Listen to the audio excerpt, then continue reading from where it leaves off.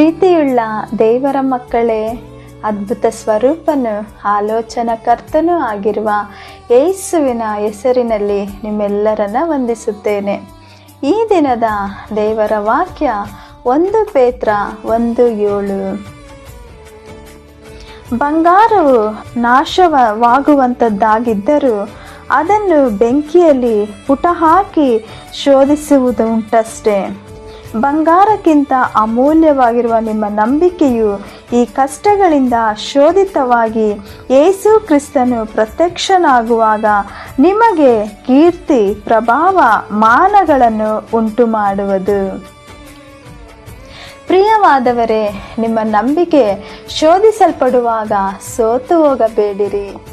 ಶೋಧನೆಯಿಂದ ತಪ್ಪಿಸಿಕೊಳ್ಳುವ ಮಾರ್ಗವನ್ನು ಕೂಡ ದೇವರು ನಿಮಗೆ ಸಿದ್ಧ ಮಾಡಿರುವರು. ದೇವರು ಕೆಟ್ಟದರಿಂದ ಅಥವಾ ಕಷ್ಟದಿಂದ ನಿಮ್ಮನ್ನು ಶೋಧಿಸುವುದಿಲ್ಲ. ಮನುಷ್ಯರಿಗೆ ಬರುವ ಶೋಧನೆಯೇ ಹೊರತು ಬೇರೆ ಶೋಧನೆಯನ್ನು ನಿಮಗೆ ಕೊಡುವುದಿಲ್ಲ.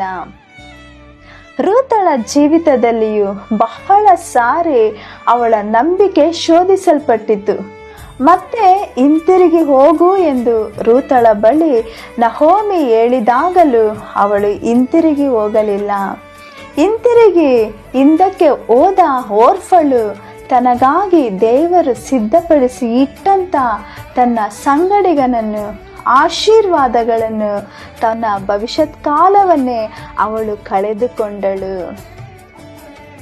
ಆದರೆ ರೂತಳಾದರೂ ಯೆಹೋವ ದೇವರನ್ನು ತನ್ನ ಪೂರ್ಣ ಹೃದಯದಿಂದ ಪ್ರೀತಿಸಿದಳು. ಸಂಪೂರ್ಣವಾಗಿ ದೇವರನ್ನ ಹಿಡಿದುಕೊಂಡಳು.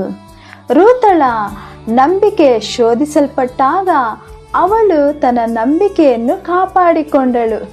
ಅದಕ್ಕಾಗಿಯೇ ಅವಳು ಆಶೀರ್ವದಿಸಲ್ಪಟ್ಟಳು. ದೇವರ ಮಕ್ಕಳೇ, ನಿಮ್ಮ ಜೀವಿತದಲ್ಲೂ ಶೋಧನೆಗಳು ಬರುವಾಗ ನಿಮ್ಮ ಕರೆಯುವಿಕೆಯನ್ನು, ನಿಮ್ಮನ್ನು ಆರಿಸಿ ತೆಗೆದುಕೊಂಡದನ್ನು ದೃಢಪಡಿಸಿಕೊಳ್ಳಿರಿ. ಸೋತು ಹೋಗಬೇಡಿರಿ. ಆ ಶೋಧನೆಗಳ ಹಿಂದೆ ಒಂದು ದೊಡ್ಡ ಆಶೀರ್ವಾದವನ್ನು ದೇವರು ಇಟ್ಟಿದ್ದಾರೆ ಎಂದು ತಿಳಿದುಕೊಳ್ಳಿರಿ. ಯೋಬನು ನಾನು ನಡೆಯುವ ದಾರಿಯನ್ನು ಅವನು ಅರಿತಿದ್ದಾನೆ ಎಂಬುದಾಗಿ ಹೇಳುತ್ತಿದ್ದಾನೆ.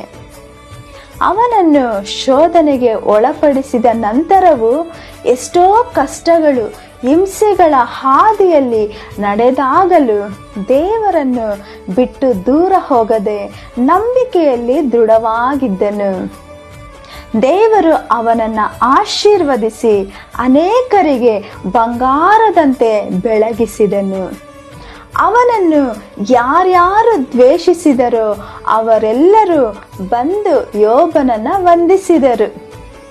ಹಾಗಾಗಿ ನೀವು ನಂಬಿಕೆಯಿಂದಲೂ ನೀವು ಎದುರು ನೋಡುವಂಥ ಕಾರ್ಯಗಳಲ್ಲಿ ಮುಂದೆ ಹೋಗಿರಿ. ಆಗ ದೇವರು ನಿಮ್ಮನ್ನು ಕೂಡ ಘನಪಡಿಸುತ್ತಾರೆ. ಹಾಗಾಗಿ ದೇವರ ಮಕ್ಕಳೇ, ನಿಮ್ಮನ್ನು ದೇವರು ಅಧಿಕವಾಗಿ ಆಶೀರ್ವದಿಸಲಿ. ಆಮೇನ್. God bless you.